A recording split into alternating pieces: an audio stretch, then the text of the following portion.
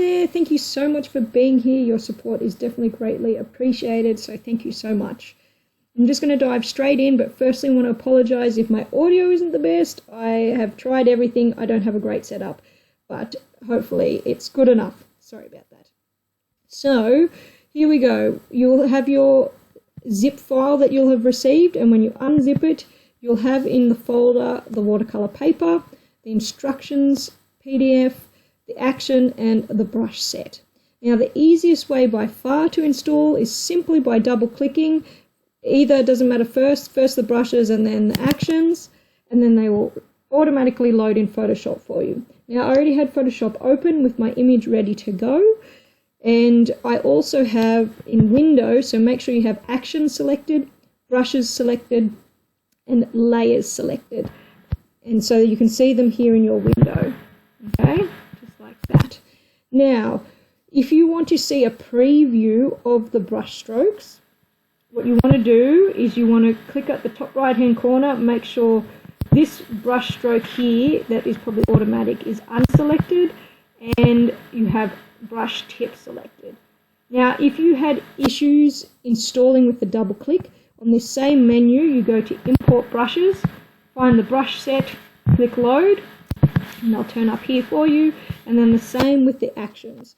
Top right hand corner, click, load actions, press the action and load, and then it will turn up here for you. As you can see, we've got an easy watercolour and a pro watercolour. I'll explain that in a little bit.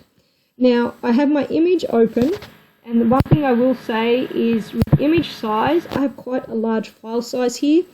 Although it's much better quality, it will take a lot longer to load the action. So I might, for the sake of this tutorial, make it a medium size so we still have detail but it's not too slow. Okay. Once that's resized, we're ready to go. Now I'm going to start off with the easy watercolour. I've made two simply because I know that everyone is at a different level of Photoshop. So if you're not very comfortable using layers and masks, I highly recommend using this easy watercolour action. If you're a bit more advanced, you can probably skip through on this tutorial and go with the Pro watercolour.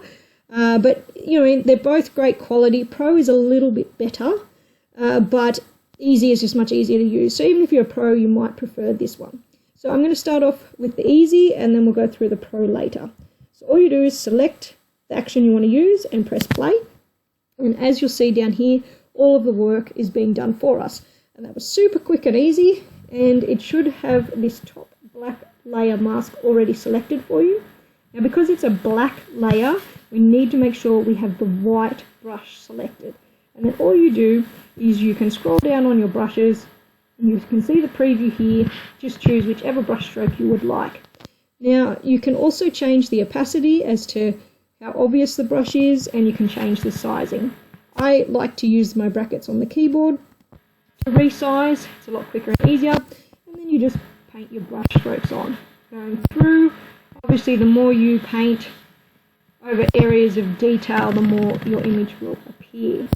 So you just go through playing with whatever effect you want. Now I won't take too long on this because I don't want to waste your time with the tutorial. So for me right now that's good enough. But obviously finish off your image to what you're happy with. And then if you want the watercolour paper texture effect, what you do, make sure you're on the top layer here, and then go to File, Place Embedded, and go find your piece of paper. Press place or press enter, and then extend the size beyond your photo. Press enter to apply it. Now you'll see our paper layer is at the top, right where we want it. Change the normal layer type to multiply. And there it is, simple as that. We've already finished our watercolor painting, especially when you don't have to install everything, it's super fast.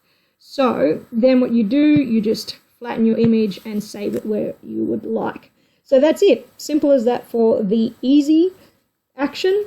And what I'm going to do for anyone else who wants to test out the pro version, I'm just going to go back to my original image over here, and now I'm going to apply the pro watercolor action. So same thing again, select it, press play, and you'll see everything happening down here for you. Will just take a little bit longer than the easy action because it has a few more layers. So just wait for it to pop up. and then we can get started. Alright, wonderful. So you'll see down here we have our detail layer. It will automatically be selected with a white mask. You want to make sure you're painting on with a black brush. Now, you can use any of these brushes, but use them a bit smaller, and what you want to do is you want to paint on over the areas where you want to keep detail. So generally faces, but if there's anything else in there that you want nice and crisp, paint over those. And then what you're going to do is you're going to invert this layer. Control I on Windows, and then if you're a Mac user, I don't know, the Mac button and I, and then scroll up to the watercolor effect action. Click on the black mask and make sure you are using a white brush. And then again, you are just selecting whichever effect you want to use, change the size, brush it on. Whoop, sorry, clicking the wrong button on my keyboard. Okay, and then, yep, just paint on the effect as you like. Now, if you have painted over the face here, you can see how we're losing detail. So what you want to do is change your brush back to black so that we're wiping off this last effect, which means that we can go back to seeing the nice detail layer below. Okay. So again, you just keep painting until you're happy with the effect, and then when you're ready, again, File, Place Embedded, Paper, Extend beyond the layer, and again, you want to make sure this is at the top, not in any of your other layers. Change it from normal to multiply, flatten, and save. And that's it, you're done. I hope you found this useful. I went through pretty quick, so it doesn't take too long. But yeah, hope you enjoy, and thanks again so much for your support, and sorry for the crappy audio quality.